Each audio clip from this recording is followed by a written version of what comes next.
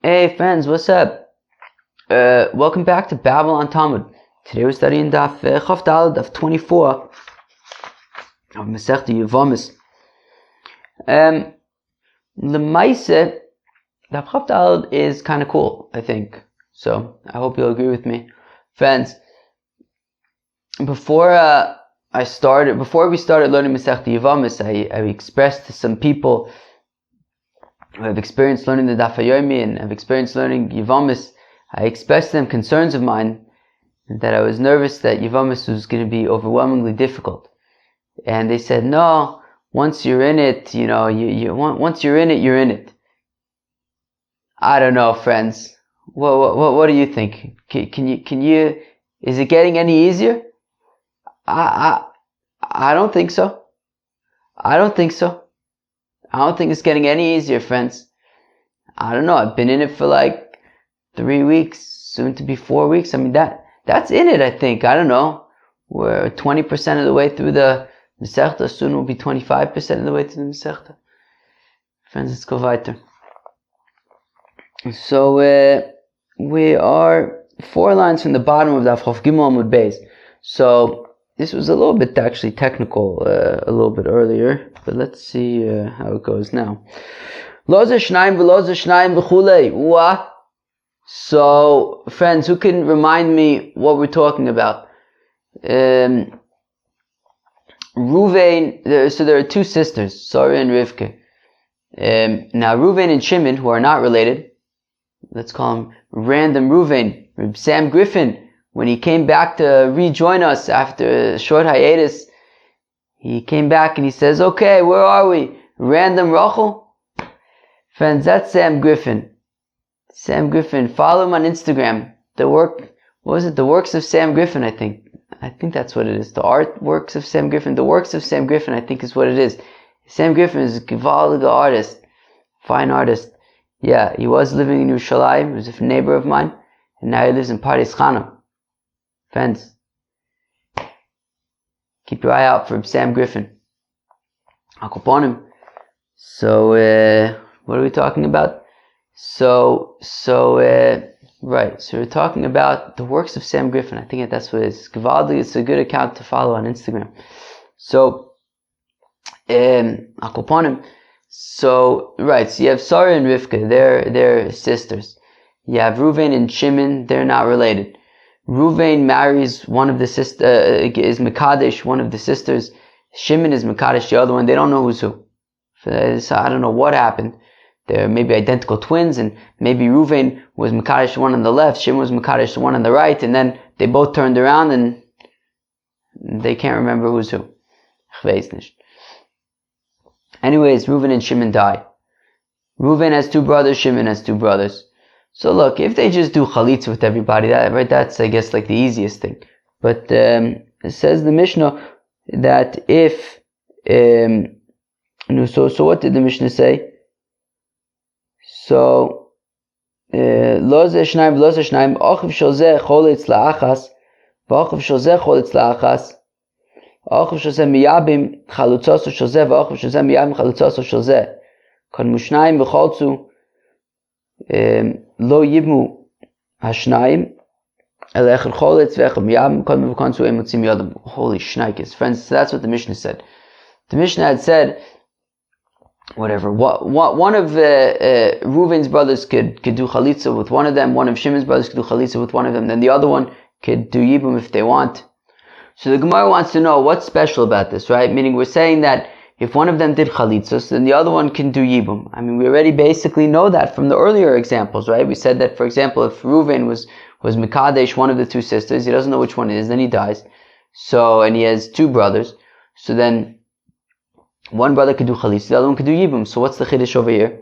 So says the Gemara, Hasulamli, why do I need this hanuach? It seems to be similar to the earlier examples, right? Because we're saying over here that one of Reuven's brothers does chalitza with Sarah, one of Shimon's brothers does chalitza with Rivka, and then the other one can do, and the other brother, for each of them, can do yibum with the other one. It's basically what we said earlier.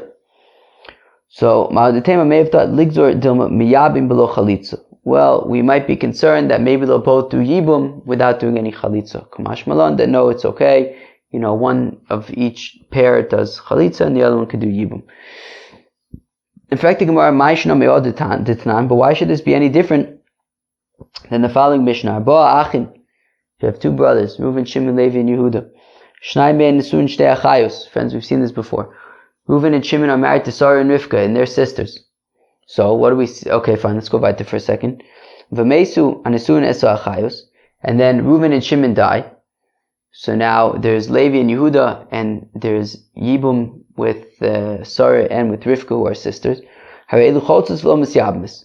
So we say, in that case, you do chalitza, you don't do any Yibum. So how come in that case, we say that Levi and Yehuda do chalitza with both Sarah and Rivka, whereas over here we're saying that the brothers, at least one of them could do Yibum, right? As long as the first one did chalitzas, then the second one can do Yibum. So, Achiyashta Osam, Ilaman Damer, Yesh Zika, Vilaman Damer, Osu Levato Mitzvahs Yivamin, Osu Levato Mitzvahs Yivamin. So we had explained kind of two reasons for why you have to do chalitza in that other case, right? Do you remember what the other case was? Meaning, the case of Reuven, Shimon, Levi, and Yehuda, and Sarah and Rivka. Because the thing is that when Reuven and Shimon die, so Sarah and Rivka, so if you say that there's a Zika issue, so then Reuven and Shimon are dead. So now Levi, right? So Sarah and Rivka, Sarah was married to Reuven, Rivka was married to Shimon. So Sarah needs to do Yibum because of Reuven. Rivka needs to do Yibum because Shimon died. So now both of them have a Zika to each of the brothers, to Levi and to Yehuda. Levi has a Zika with Sarah and with Rivka. Yehuda has a Zika with Sarah and with Rivka. Therefore, they certainly can't both do Yibum, because if Levi does Yibum with Sarah, well, he also has a Zika with Rivka, and therefore he's doing Yibum with the sister of a Zika, which is a problem, right? So therefore, definitely he can't do Yibum. And then even Rashi explains that even if Levi does chalitza with Sarah, still the fact that Rivka also had a Zika over here, it essentially, and Rashi says it basically, Legabe Yehuda, there's still going to be an issue of regarding Rivka of Eishes Och, because I guess once she had like some kind of a Zika to Levi, I guess that doesn't even go away. Even with the chalitza, it still becomes, even though it's not going to be an issue of Achos Kukaso, but if Levi does Yibum with Rivka, if Yehuda does Yibum with Rivka, it's not going to be an issue of Achos Kukaso, because the Zika is gone once Levi did chalitza with Sarah, right? So again, Levi does chalitza with Sarah. Yehuda, if he does Yibum with Rivka, it won't be an issue of Achos Zkukaso, because he doesn't have a Zika with Sarah anymore, since Levi did chalitza with Sarah. However, there is still an issue of Eishes Och, that I think, if I understand correctly, from the fact that there was initially this one Zika, or like that there was once I guess the requirement for Levi to possibly do chalitza or Yibum with Rivka, so then Rivka Legabe Yehuda becomes like Eishes Och somehow, and therefore it remains a problem. Alright, friends, I don't understand how that could have gotten any easier after 3 weeks. But so that's the problem over there, which doesn't exist when it comes to this example with the Reuven and Shimon, who are not related, and each one was like Mekadesh, like one of the sisters, which means that now, so Reuven was like Mekadesh, one of Sarah, Shimon was Mekadesh Rivka, but we don't know, right? They didn't know who was Mekadesh who, and now Reuven and Shimon are both dead. They each have two brothers. Oh my gosh, I don't understand how this could possibly get easier. But anyways, so they each have two brothers. And anyways, so Reuven's brothers both did chalitza with both Sarah and Rivka, because they don't know who's who, so they did chalitza with both. Now it comes to Shimon's brothers. So in this case, we're saying that if Shimon's first brother does chalitza with Sarah, so then Mimele, if Shimon's first brother does chalitza with Sarah, then Mimele, Shimon's second brother could do Yibum with Rivka, because if Sarah was in fact married to Shimon, so Chalitza was done with Sarah, and Shimon's second brother is basically just marrying Rivka, and there's no problem because Ruvain's brothers already did Chalitza with both of them, so there's no problem of like the fact that she has like a Zika with anybody, and Rivka was never married to Shimon, and she's not, so therefore there was never any Zika between Rivka and either of the two brothers.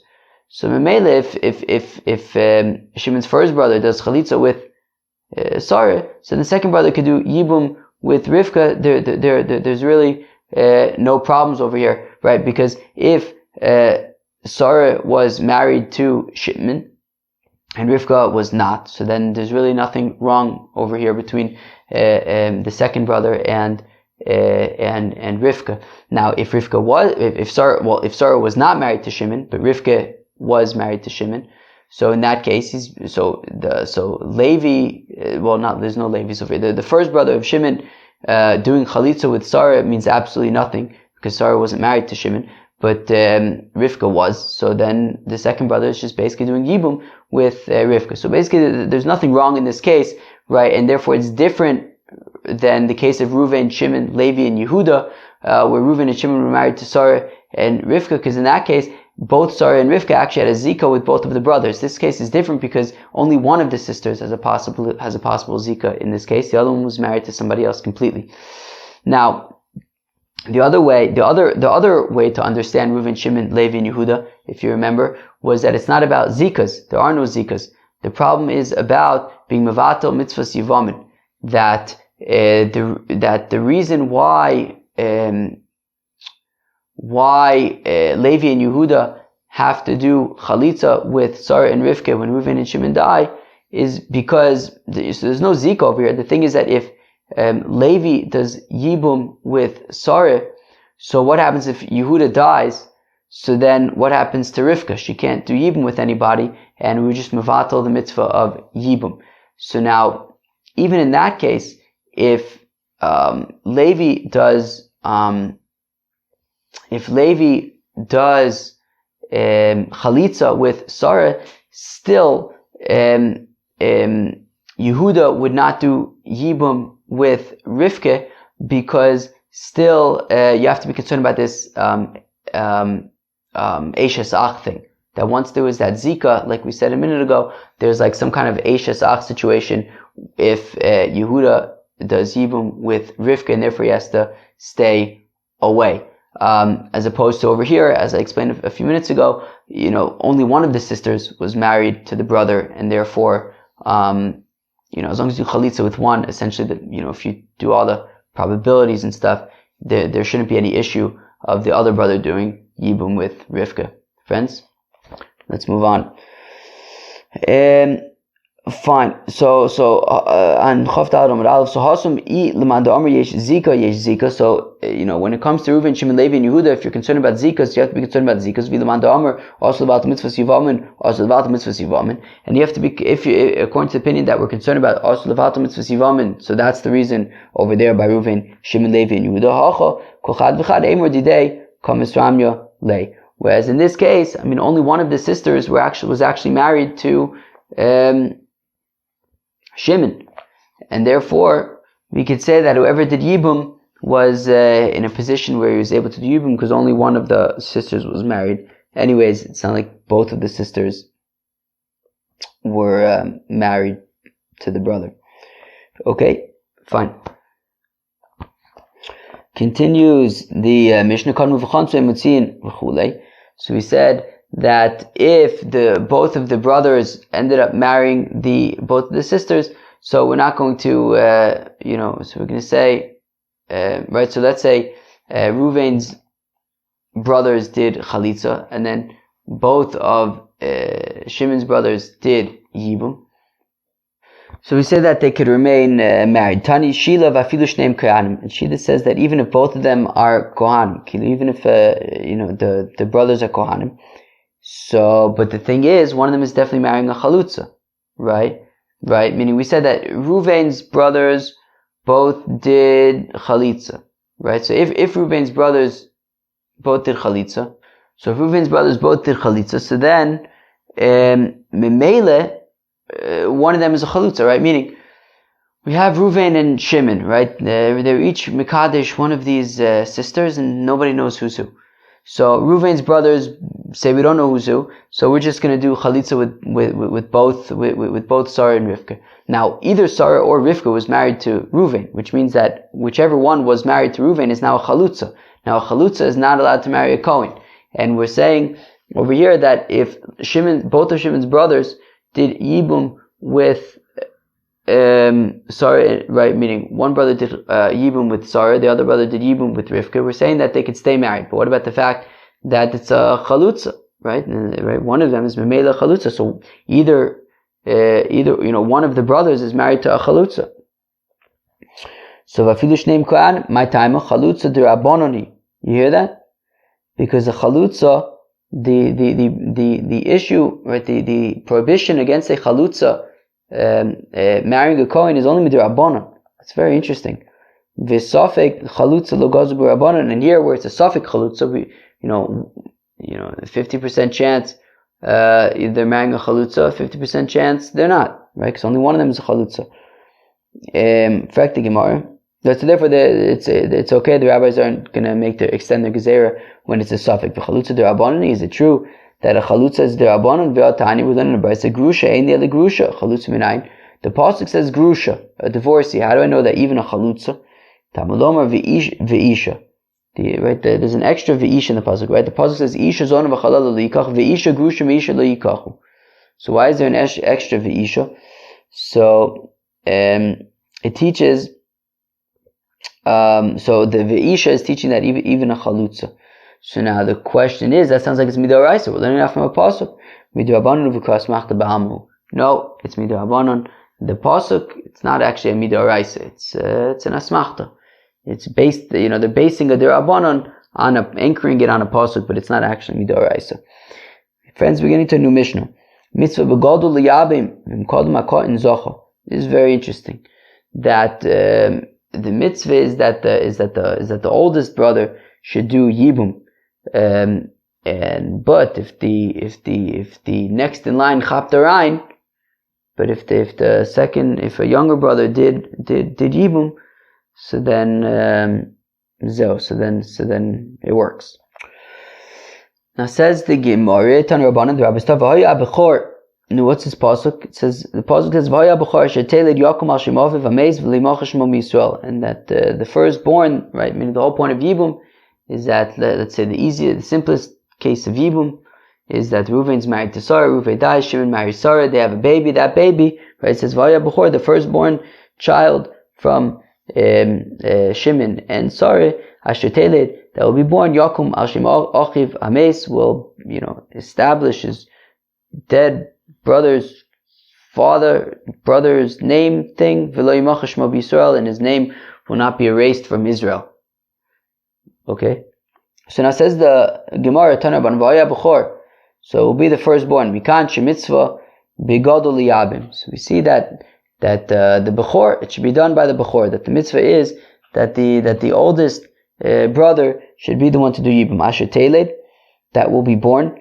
Pradle ilonis, to exclusion of an ilonis. That if Sarah is a person who's physically not able to have children, she has never matured properly, so then you don't do yibum. She'ein pradle ilonis she'ein yoledis, that she won't have children, and therefore there isn't a possibility of having a child to sort of take on the deceased's name. Yakum Hashem Achiv will be established on the name of his brother Lenachla for inheritance. Wait, when it says Yakum Hashem Achiv, it says that the child will be on the name of his father.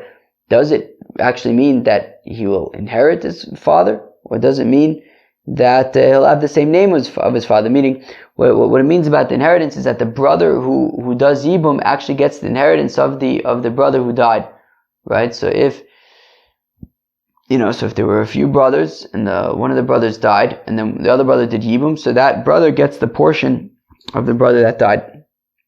But one second, maybe Al Shem Achiv isn't talking about Yibo isn't talking about inheritance. Maybe it's talking about literally that you have to name the kid the same name as the father. Yosef Kornoso Yosef. If the father's name, if the father who passed away, his name was Yosef, so you call the Yingol Yosef. Yochanan Kornoso Yochanan. If the father's name was Yochanan, the father who passed away, his name was Yochanan, so you named the little Yingol who was born Yochanan. Nemerkan Yochum al Shem Achiv, v'nemer laholan al Shem Acheim, Yikar ben Achlosim. So the Gemara says, well, it says over here Yochum al Shem Achiv, and it says by I believe by Menashe and Ephraim.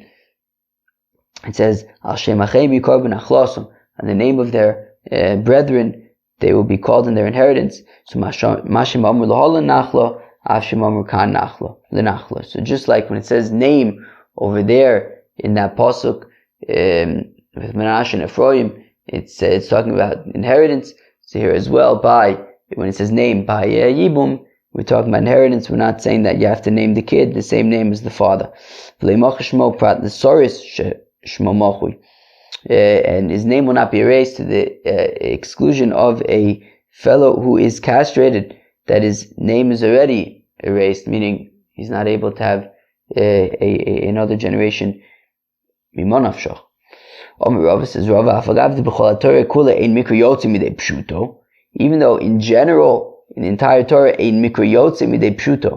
a verse is not taken out of its simple explanation, right? We don't want a verse to get too far away from its simple explanation. But over here, but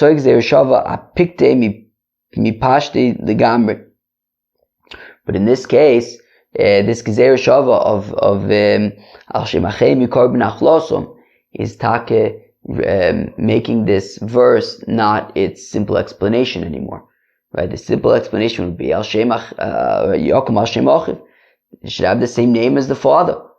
But now because of the Gezer Shava, we're saying no, it's talking about inheritance. It makes it completely, it's no longer similar to its simple explanation because of the Gezer Shava. Perfect the Gemara. Vilav Gezer Shava Hava Mino Shem Mamish. Perfect the Gemara. 1 second. Are you telling me that sans the Gezer Shava, if we would not have the Gezer Shava, Rava, are you really telling me that we would understand the pasuk to be saying that if the father's name was Yosef, the Yingol would need to be named Yosef? If the father's name was Yochanan, the Yingol would need to be named Yochanan. Leman kam zoy rachmane. I don't understand. When the pasuk says, Vaya b'char sheteled Yakum Hashem Achiv, that the Yingol that will be born, he will be established on the name of his brother. Whose brother? Whose brother? Ili Yavam Yakum Hashem Achichom Yibailei. If it's talking about the Shimon, so it should say that the Yingol should have the same name of your brother, not his brother. Ili Veidino Yakum Hashem Achi Aviv Mibailei. If we're talking about to Bezdin, that we're saying to the Bezdin that the Yingol should have the name of his father, so it should say that he should have the name of the brother of the Yingol's father. The Yingol, his father's name is Shimon, and he should be named, if his father's name was Ruvain, so he should be named Ruvain Oichit. Right? So he should be named after his father, Shimon's brother. But it's not what it says. It says Ochiv, his brother. So Viduma Achi Kamer. No, maybe you could say that we're just simply saying Achi Kamerlu Rachman Levezdin, that the Eibishter is saying to Bezdin, Imru Le Liyavam, say to Shimon, Yakum Al Shem Achiv, that you should name the Yingol the name of his brother who died. So that's it. So theoretically, Rav is saying that the pshat in the pasuk would be that I would think to name the little guy the same name as the person who passed away, and therefore, in the pasuk is and the Gezer Shava is changing that, telling us to come up with a completely different mahalach, which is to say it's talking about inheritance. Rather, as Rava says, comes the Gezer Shava and it completely changes the mashmos of the pasuk. Right? Initially we thought, the simple explanation of the verse is that it's talking about you should name the Yingol the same name as the person who died. Whereas comes the Gzeir Shaveh, and it's saying that it's talking about something completely different. It's talking about inheritance that Shimon gets the inheritance that Reuven would have gotten. Friends, I think my throat is getting a little dry. I hope it's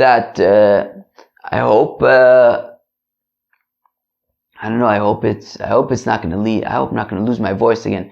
Friends, remember when I lost my voice in Masechta Tainis? That was schwer, huh? That was schwer. Let's go weiter. Wait, should I drink water? Maybe I'll drink a stick of water. Let's see. Yeah, that's a good idea. Okay, friends, give me a sec. Alright, I just drank a stick of water. I don't know if it's going to make a difference, but had to try at least. Zok the Gemara. Hashta the Amart Kra Bigadol Ksiv. Friends, you ready for this? Are you ready for this? So now that we said in the Brisa, right? The first thing that we said in this Gemara is Tanarban Vaya Bechor Mikanshi Mitzvah Bigadol Liyabe. That the eldest brother should do Yibum. Friends, Had Kapashtikal over here. This is nowhere near as brain breaking as any of this father's, sister, mother's, brother stuff. But you have to hold kapashtikal with the flow, okay? So now that you're saying that the verse is talking about the brother, the oldest brother, so I will suggest Bechor liyabim, Pashid lo liyabim. So I'll say that the Bechor does Yibum, nobody else does Yibum, right? So meaning, I'll say that, I don't know, let's say you have Reuven, Shimon, and Levi. Shimon dies, so Reuven does Yibum, Levi does not do Yibum. Im Kain, Eishes Achiv Shlohay Ba'olamo, Dimiyet Rachman Olamali. Oh, then what do you do with Eishes Achiv Shlohay Ba'olamo? Memele, Eishes Achiv Shlohay Ba'olamo is not the Bechor, right? By definition, obviously, right? You have Reuven is married to Sarah, Reuven dies, Levi is then born, or Shimon is then born, whatever it is. So, obviously Shimon is not the Bechor. Reuven was the Bechor and Reuven died. So, from the fact that we even have a concept of Eishes Achiv Shlohay Ba'olamo, clearly it means that Yibum is obviously not limited to the Bechor. And if not for the fact that Shimon was born after Reuven already died, Shimon would do Yibum. Now friends, listen to this. Parich Ravacha ve'ema lemute buchra de'ima. Oh. But what if let's say Yaakov was married to, he had more than one wife. So what if, maybe you could say, that Yaakov was married to Sarah, and with Sarah, they had a baby, Reuven. Now Yaakov was also married to Rivka. He doesn't have any children yet. Reuven marries Rachel. Reuven dies. Yaakov now has a son with Rivka. That son is Shimon. Now Reuven and Shimon have the same father, Yaakov. So technically speaking, Shimon would do Yibum with Rachel, who is Reuven's widow, right? The thing is, it's Eishes Achiv Shlohay Ba'olamo. Shimon was only born after Reuven died. So it says, who's this? Ravacha. Ravacha asked a very sharp question. He says, well, technically you could say that Yibum does have to in fact be done with the Bechor. Well then how can you have ever a situation of Eishes Achiv Shlohay Ba'olamo? Obviously he's not the Bechor. Well, that's not so fast. How do you define Bechor? Yeah, sure, clearly he's not the Bechor to his father. Reuven was. But maybe if Yaakov was married to two wives, Sarah and Rivka, maybe Shimon was the Bechor to Rivka. So maybe you could still argue that Yibum has to be done by the Bechor, just not necessarily the Bechor of the father. So the Gemara says, no, you can't say that. The Yibum benachlo talar achmana, because Yibum is based on inheritance, right? Of course, as we said, that Yibum applies to your brothers from your father, based on, right, because you all inherit together. Benachlo min ha'av, v'lo min ha'em, and inheritance comes from the father, not from the mother. So we're talking about a Bechor based on the father, not based on the mother. So now the Gemara suggests, ve'ema, maybe I'll say, ki ika Bechor, tiskaya mitzvah Yibum, ki leka Bechor, lo tiskayim mitzvah sibum. So maybe we could say that what it means is that when there's a bechor, so then you have yibum. Right, so again, when there's a bechor, tiskayim mitzvah sibum. So as long as the bechor is alive, so then there is yibum, right? So if Shimon dies, so then there's yibum. Now, once there is, right, so Shimon dies, Reuven is still alive, Levi is still alive, so then we do yibum. It doesn't necessarily have to be done by Reuven, per se, right? And, let's say Levi is not yet born, right? So let's say Reuven and Shimon are born, Shimon dies, and then Levi's born. So we say, well, Levi can't be there, so Reuven's alive still, so yibum would take place. And we're saying, but even though yibum takes place, so when Levi's born after Shimon's dead, Levi can't be the one to do yibum because it's Eishasach Shloy B'Olamu, right? So maybe what we're saying is that the significance of the Bechor is that as long as the Bechor is alive, so then you do yibum. And yibum can be done by the Bechor, preferably, right, as the Mishnah had said, but it can be done by the younger ones either, and that's how you can have Eishasach Shloy B'Olamu. Right, Kileka Bechor, but if the Bechor is the one who dies, lo tiskayim mitzvah sibum, then there's no longer yibum. So maybe I'll suggest that the significance of the Bechor is that as long as the Bechor is still alive, so then yibum is a thing. The Bechor is no longer alive, so then yibum is just not a thing. But 1 second, oh my God, the pasuk says, umeis echod meim. You have two brothers, Reuven and Shimon, one of them dies. Milo askinu temiz Bechor? Or is it not talking about where Reuven is the one who dies? The Bechor, v'amar Rachmana liyabim ka'in, and the Torah is saying that Shimon should do yibum. Okay, so therefore we don't. So the Gemara says, well, for Ema I could suggest temis ka'in v'amar Rachmana liyabim Bechor. To which the Gemara says, no, not necessarily. I could say that it's talking about where Shimon is the one who died. Right? You have Reuven and Shimon. Shimon's married to Sarah. Shimon dies. Reuven should do yibum with Sarah.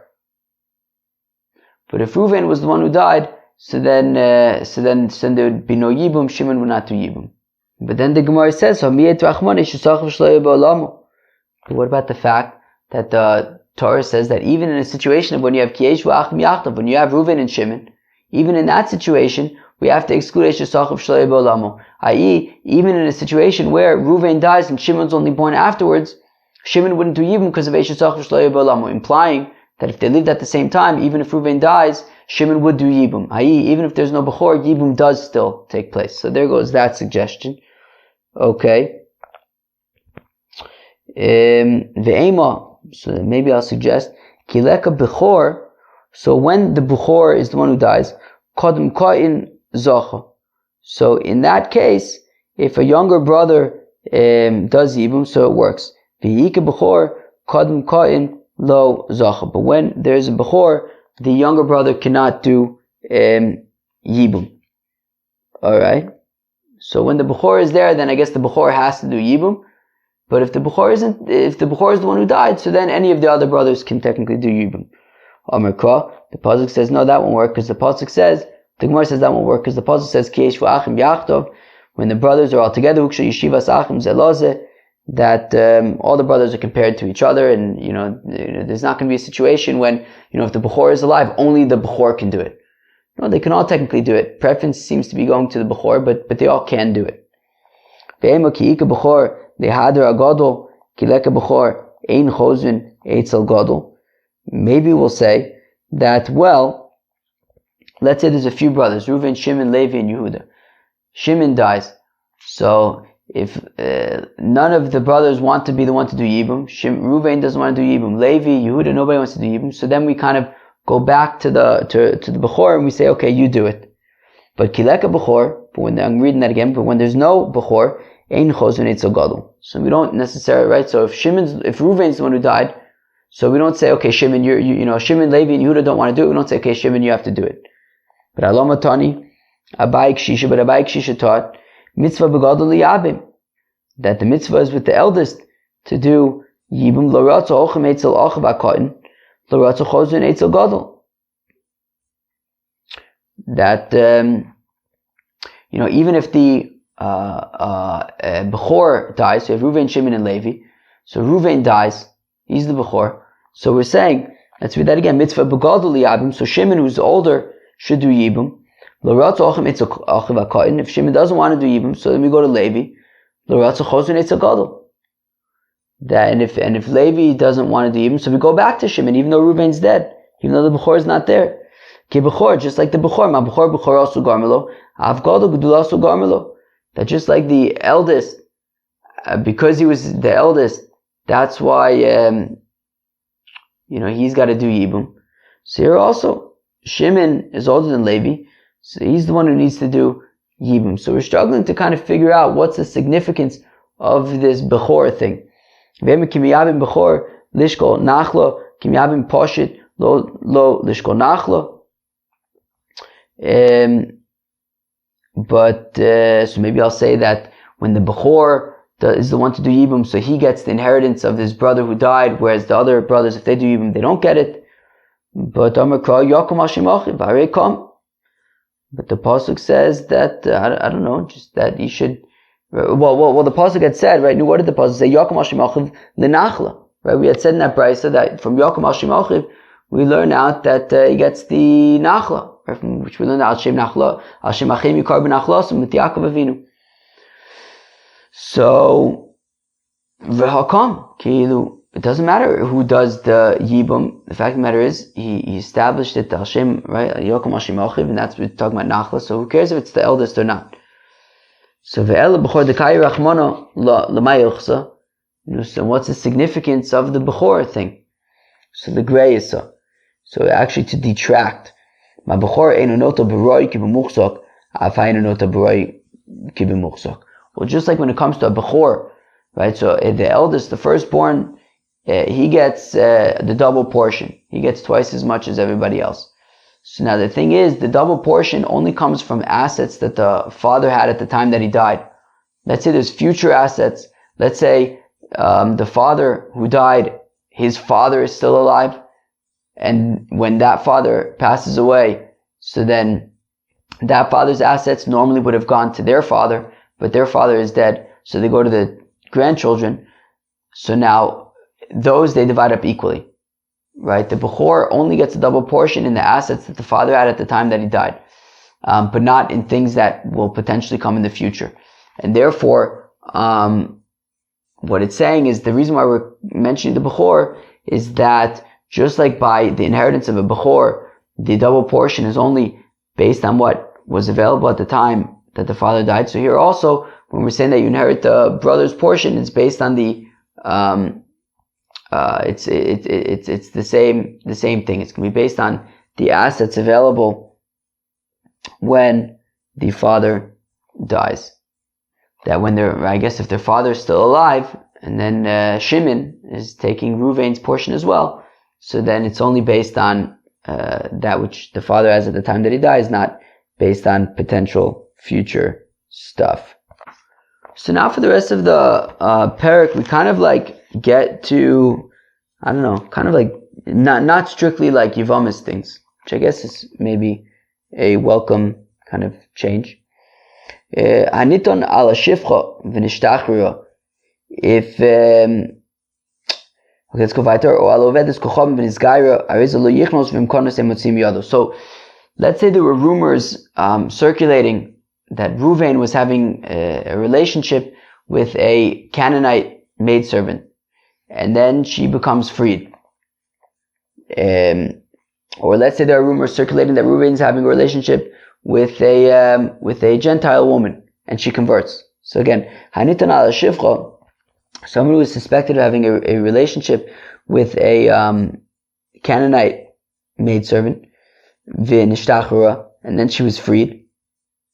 And when a Canaanite slave maidservant or a Canaanite slave goes free, so then they become Jews. So or if there was a rumor that Reuven was having a relationship with a Gentile woman and then she converted to Judaism, well, he shouldn't marry this woman now that she's a Jew. But if he did marry this woman, so then they could stay married.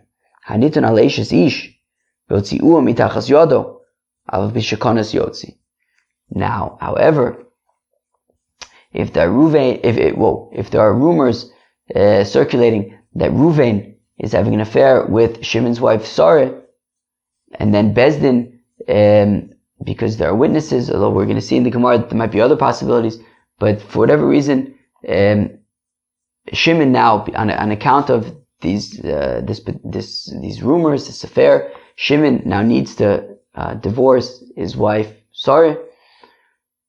If Ruvain then goes and marries Sarah, and that's sort of the subject of this whole rumor, is that Ruvain is having an affair with Sarah, and then Shimon divorces Sarah, and immediately Ruvain marries her. So in that case, Alpha Pishakanas Yotzi, even though they already got married, they cannot remain married. Says the Gemara, Ha Giyores Mia Havya. Does that imply that she's actually a convert, right? Meaning, the Mishnah said that if there were rumors that Ruvain was having a relationship with a Gentile woman and then she converted, so we say that now that this woman has converted to Judaism, Ruvain should not marry her. But if he does, so then they could remain together. But the Gemara is questioning the validity, the seriousness of the conversion. But this is implying that the conversion works. We have a contradiction. That if you have a Gentile man who converts to Judaism so that he can marry a Jewish woman, or whether it's a woman who converted to Judaism in order to marry a Jewish fellow, if you have a fellow who converted to Judaism in order to chaparain at the table of the kings, it's unclear exactly what that means, but whatever it is, he converts in order to partake in the table of the kings. L'shum abdei Shlomo, or because of the servants of Shlomo, that I guess the servants of Shlomo were particularly powerful, and for whatever reason that was some kind of incentive for non-Jewish people to convert to Judaism. Einon Gerim, they are not actually considered sincere converts. Divrei Reb Nechemia, that is Reb Nechemia's opinion. Reb Nechemia Omer, Reb Nechemia would say Echad Geri Arayis, whether it's the converts out of fear of lions, right? That was the Assyrian king did population swaps and swapped these idol worshippers into Eretz Yisrael. And there were lions that were eating them up, so they converted to Judaism to be saved from the lions. Or maybe somebody in a dream, he said, fellow, you have to convert to Judaism. And he does that. Or as the Pasuk says,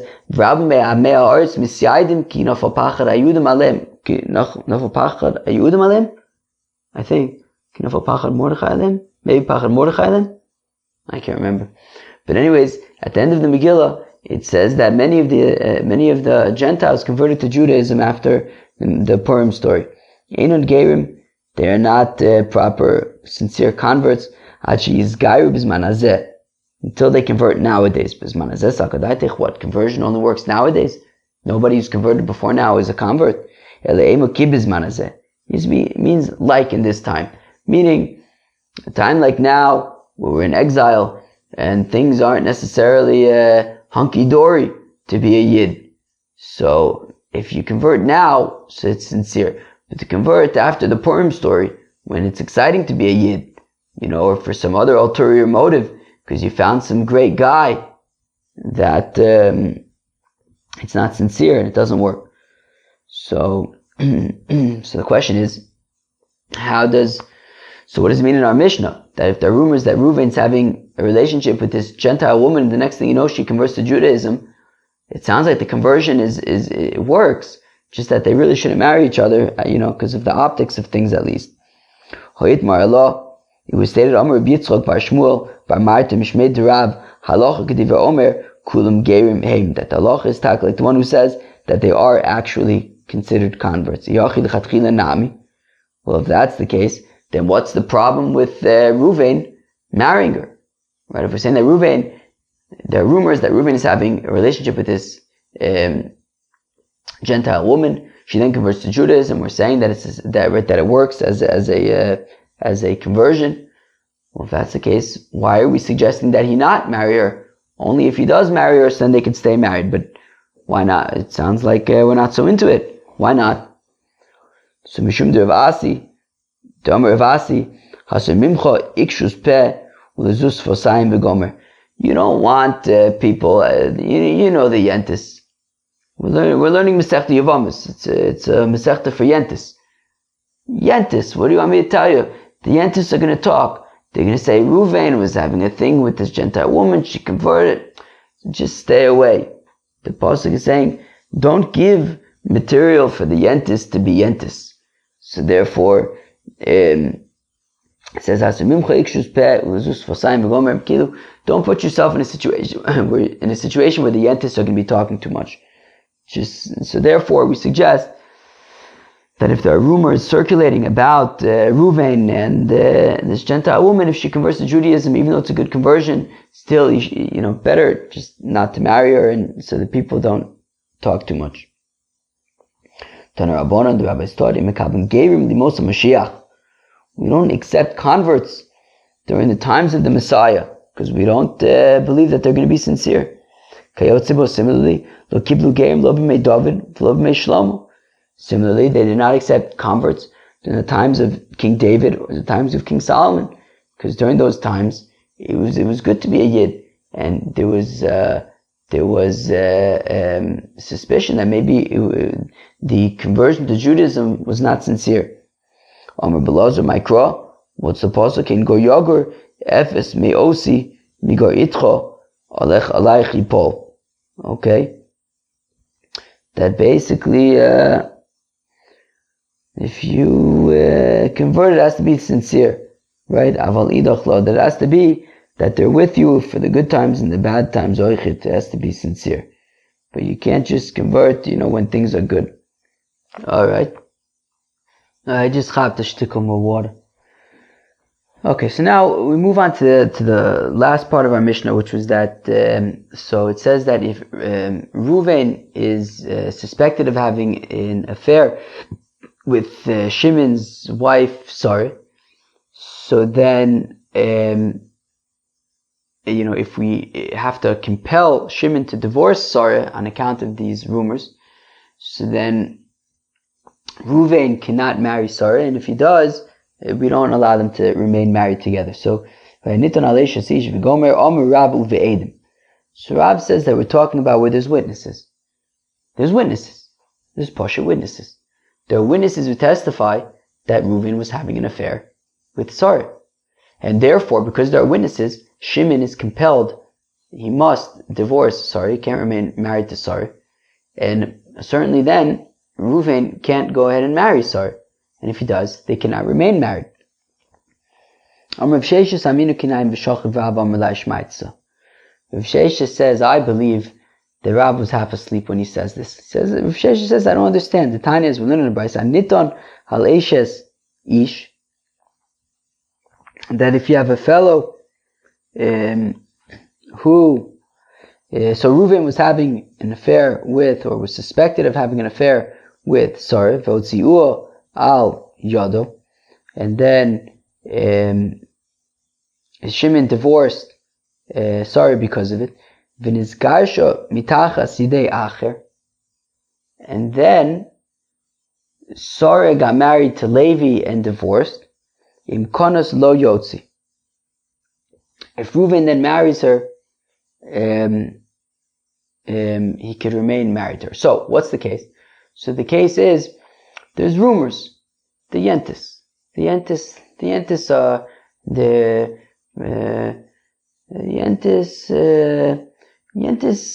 Yentis. That's the way it works. Yentis are Yentis. And I guess they're not so busy. Well, if you ask them, they're very busy. If you ask them, I'm so busy. The Meister the Yentis, how busy can a Yenta be? I don't know, is being a Yenta a priority? Friends, we should go weiter. So, the Yentis. So the Yentis are talking. They're saying, you heard about Ruvain and Sarah. Anyways, because of the Yentis, Shimon divorces Sarah. Sarah then marries Levi.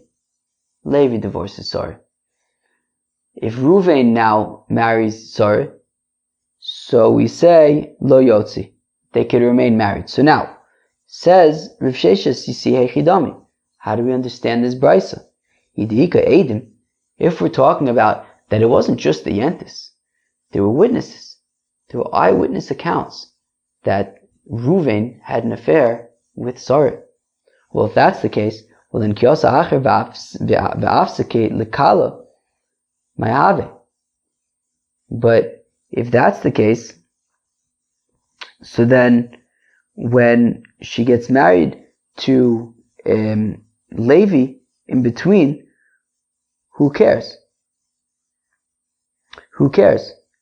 Right? Meaning, so if there are witnesses, so then who cares that Levi married Sarah in between? Right? Meaning, if there are witnesses that Reuven had an affair with Sarah, and therefore she could not remain married to Shimon. Shimon divorces Sarah. Sarah then gets married to Levi, and then they get divorced. That doesn't mean that Reuven can now marry Sarah. I mean, there are witnesses that he had an affair with her. He's not allowed to be with her anymore. Right? As Rashi points out, it says in the Gemara in Sota, right? It says v'nitma twice, echad lebayil ve'echad lebal.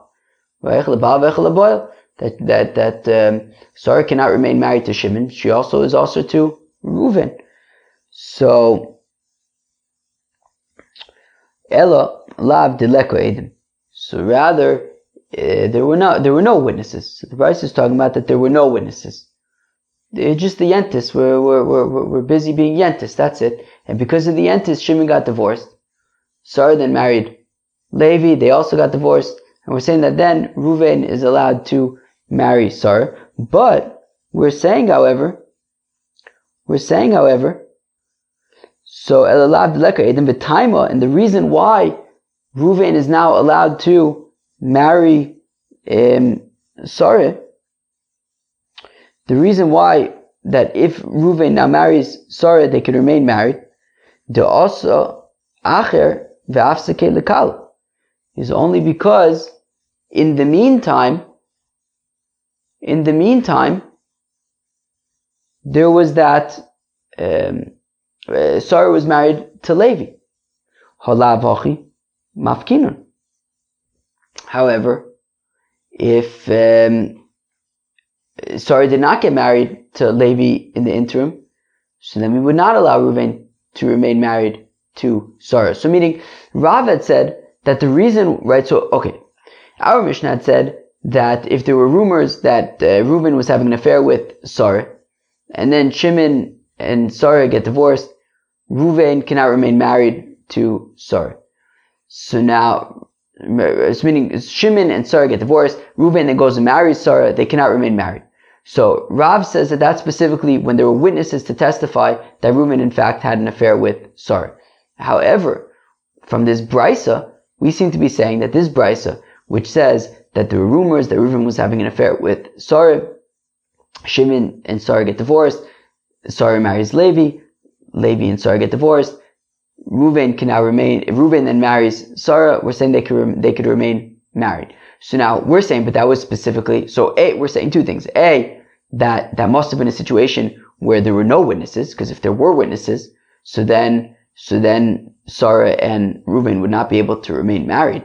And so we're talking about where there's no witnesses, and we're saying that the only reason why Reuven and Sarah can remain married is because in the meantime, Sarah had been married to Levi, implying that if Sarah had not been married to Levi, such as in our Mishnah, where there were simply rumors circling about Sarah and Reuven, Shimon and Sarah get divorced, Reuven now marries Sarah, they would not be able to remain together. So we see that even without witnesses, Sarah and Reuven would be unable to remain together. So our Mishnah says that, so there are rumors about Sarah and Reuven, Shimon and Sarah get divorced, Reuven then marries Sarah, our Mishnah says they cannot remain married.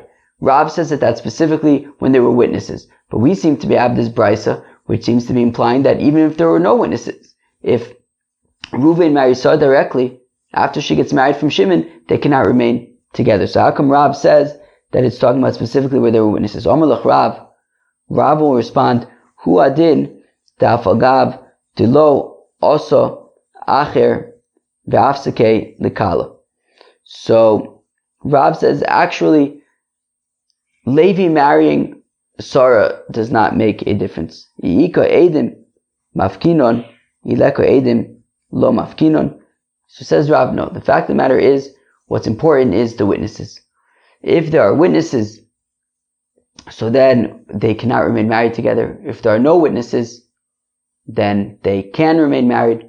And what about the fact that the Brisa points out that in the interim, Sarah had been married to Levi? That doesn't, that makes no difference. Do not imply from there that if Sarah had married Reuben directly after Shimon, then they would be allowed to remain together. Then they would have to get divorced. That they can't remain together. Do not imply that. As long as there were no witnesses, then they can remain together. Forget about the whole Levi thing. This is what the Brisa is saying. And even though the Brisa, the point of Levi in the Brisa is to say that even though there was a marriage to Levi in between, still, it's only b'diavad, right? But according to Rav, what he's saying is that if there are no witnesses, Sarah and Reuven could remain married.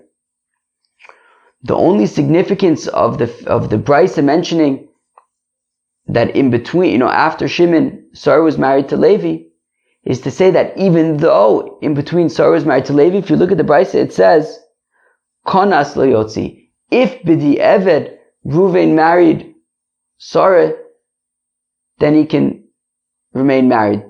Meaning, b'diavad, they shouldn't get married. So meaning, even though after Sarah and Shimon got divorced, Sarah then went and married Levi before Reuven then married Sarah after Levi and Sarah got divorced. Nonetheless, still, it's only b'diavad. Konas lo yotzi. If he went and married Sarah, so then they could remain married. They don't have to get divorced, even though she was married to Levi in between. Still, it would only be b'diavad. However, says Rab, even if there was no marriage to Levi in between, they would not have to get divorced. They would not have to leave. They could remain married, even if Reuven married Sarah immediately after the divorce from Shimon, since there were no witnesses. And our Mishnah, which says that they cannot remain together, is because there were witnesses. Meisvei Fekti Gemara, we have a kasha, however, on Rav. Bamed var mamurim. When do we say that they cannot remain married? That Reuven and Sarah cannot remain married? Kishe'ein lo bonim. When Sarah does not have any children. But if Sarah has children, so then Reuven and Sarah can remain together, because if you make Reuven and Sarah get divorced, well then people get nervous about the children. The Yentis, of course, get nervous about the children, that they're mamzerim. So therefore, when we say that Reuven and Sarah cannot remain married, that's only if Sarah does not have any children. However, if there are children, so then they can remain married. But if there were witnesses, afilu yesh lo kama bonim. But look, if there are witnesses that Reuven and Sarah had an affair, well then, even if she has a lot of children, they cannot remain together. So Rav Mukila, so it sounds like we could say that our Mishnah is talking about why can they not remain together? It's because, why can they not remain together? It's because, we could say that our Mishnah is saying because she doesn't have any children, so there are no witnesses. There's also no children, therefore they cannot remain together. Rav sticks to his guns, and he says, no, I stick to what I said initially, which is that there are witnesses. And it's because that she has children, and while yes, if there were no children, they could, while if there were no children, they would not be able to remain together even without witnesses. But I'm saying that if there are witnesses, and there are children, and that is why they cannot remain together. How come Rav is so determined to stick to his witness narrative and to say that our Mishnah, the reason why they cannot remain together is because even though she has children, there were witnesses. And that the reason why they cannot remain together is because there are witnesses, but if there were not witnesses, they would be able to remain together. Why not just simply say that the Mishnah is talking about that there were no children and there were no witnesses, and that's why they cannot remain together? Because the Mishnah, Rav says, look, Rav just simply looked at the words of the Mishnah and had a hard time. The Mishnah says that they forcibly made Shimon and Sarah get divorced. Right? If we look at the Mishnah, what does it say? It says, Hanitan al Eishes ish, that if there were rumors about Reuven and Sarah, v'hotzi'ua, and Beis Din forced Shimon to get divorced, mitachas yodo, havapisha konas yotzi, so then if Reuven then marries Sarah, they cannot remain together. So Rav says, why does the Mishnah say that Beis Din forced Shimon to get divorced? Elakol hotzi'ua beBeis Din. That when it says hotzi'ua, it means Beis Din forced Shimon and Sarah to get divorced. Ubeis Din be'edim udmafke, and Beis Din works with witnesses. Right? Courts work with witnesses, and therefore, if our Mishnah is saying that the court forced Shimon and Sarah to get divorced, so Memele it's talking about that there were witnesses, and that's why Rav is compelled to say that it's talking about where there were witnesses, and even though she had children, they still have to get divorced. Alternatively, I can explain the Mishnah to be saying that even without witnesses, the Beis Din was still able to compel Shimon and Sarah to get divorced.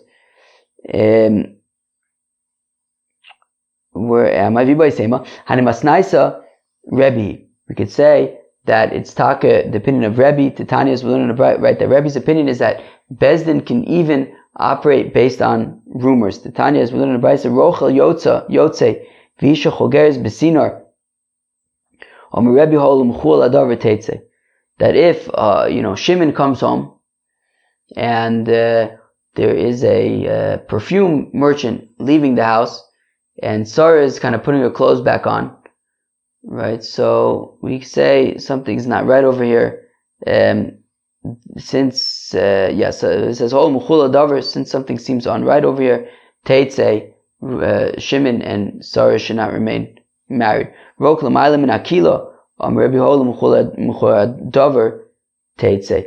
If a husband comes into the bedroom and finds that there's spit on top of the bed, which he's concerned that maybe she was having an affair with somebody, and that is why there's saliva in the bed, so then Shimon and Sarah should not remain married. If there are shoes that are upside down under the bed, that it seems like they kind of were hidden there, so then also Amar Rebbe Teitze, that I guess the implication being that this guy was trying to hide his shoes, that nobody should see them. So why don't we just see whose shoes they are? No, it means that the place where the shoes were was kind of hidden away, or it seems like it's clear that there was somebody was stashing his shoes under the bed, and it's whose shoes were these? And it seems like Sarah was having an affair, and therefore Shimon and Sarah should get divorced.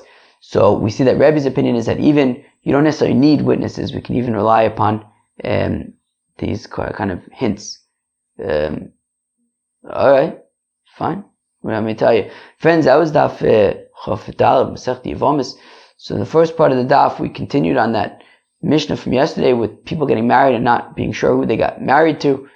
Okay, we had a little bit of a confusing kind of bit at the beginning with regard to the fact that we say that, I'm not even going to get into it, but you have Reuven, married one of the sisters. He didn't know who. Shimon married one of the sisters. They have two brothers, and one of them could do chalitza, the other one could do yibum. Even though when it comes to Reuven, Shimon, Levi, and Yehuda, and Sarah and Rivka, they would both have to do chalitza. Okay, fine. Then we got up to a new Mishnah that talked about that the mitzvah is really that the eldest brother should do yibum, but if one of the younger brothers do yibum, that is also okay. We had all sorts of questions about the significance of the Bechor, but ultimately we said that what it means is that the birthright of the Bechor is that when we say that the brother who does Yibum gets sort of the inheritance of the Bechor, so it's just like inheritance, that it's only assets that the father has at the time of death. Also along the way we saw something super interesting, which is that the Chalutza, right, that we say Chalutza cannot marry a Kohen, that's only Midei Rabbanon. Then we got up to a new Mishnah that said that if Reuven was suspected of having a relationship with a Canaanite maidservant or a Gentile woman, and then they become Jewish, so he shouldn't really marry them, but if he does, they can remain married, which is interesting because we got into discussion about what's considered a proper conversion or not. I don't know, the Gemara seems to be concluding that even if a woman converts in order to get married, it seems like we're saying that the halacha is that it would actually work, right? It says, halacha k'divrei Omer kulam gerimim, that they're all considered game, which is interesting. Then we got into the discussion about if Reuven is suspected of having an affair with Sarah, and then Shimon and Sarah have to get divorced. If Reuven then marries Sarah, so then they cannot remain together. The question was why. We ended up saying that there were two reasons why Reuven and Sarah might not be able to stay together. One is that there are no children, and even though there are no witnesses, they still should not remain together. But if there are children, then they can remain together in order so that there shouldn't be any rumors about the children being mamzerim. But if there are witnesses, then even if there are children, still they cannot remain together. Friends, peace out.